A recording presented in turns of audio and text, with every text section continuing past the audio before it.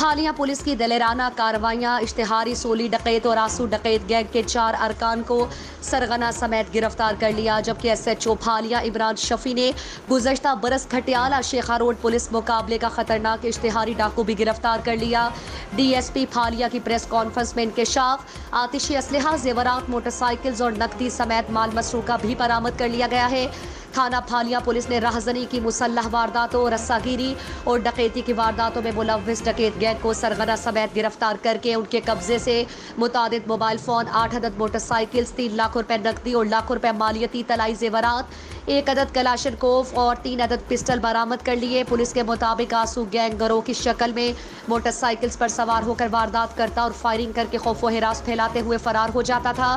gang کے ارکان کے خلاف مختلف تھانوں میں